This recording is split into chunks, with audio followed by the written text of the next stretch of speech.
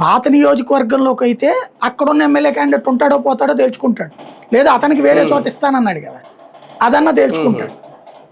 లేదు కొత్త నియోజకవర్గం అయితే అక్కడున్న పాత నాయకుడు ఉంటాడో లేడో తేల్చుకుంటాడు, ఏదో తేలుతుంది బేసిక్గా.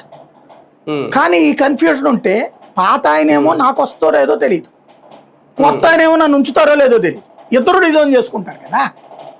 అదే అదే అవును, అది మంచిది కాదు కదా, అది ప్రమాదం. అది సెటరేట్ చేసి అంత అకామిడేట్ చేసే అంత నాయకులు ఉన్నారా ఒకవేళ నియోజకవర్గాలు పెరిగితే? ఎందుకు లేరు, ఇంకా ఎక్కువ మందే ఉన్నారు. లేదంటే ట్రైన్ చేయాలి ఎప్పటి నుంచి, అంత సీనియం అక్కర్లేదు. వైసీపీకి నాయకుల కొరత అనేది లేదు. టీడీపీకి ఎంత ఉంటారో అంతకంటే 4 గంటలు ఎక్కువే ఉంటారు వైసీపీ. కాకపోతే ఏంటంటే టీడీపీ రికగ్నైజ్ చేసినంతగా వైసీపీ రికగ్నైజ్ చేయదు, అది సమస్య. సరే, ఇంకా 2 years అయిపోయింది ఆల్మోస్ట్, ఇంకా మహా అయితే 3 ఏళ్ళు ఉంది. ఇప్పటికైనా జగన్ ఇంకా ప్రజల్లోకి రావాల్సిన అవసరం ఉందా, ఇంకా టైం ఉందా?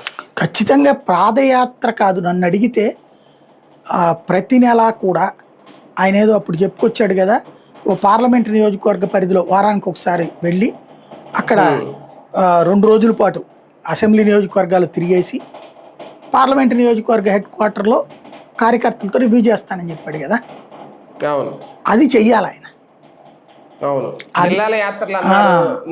అది చేస్తే కానీ కేడర్తో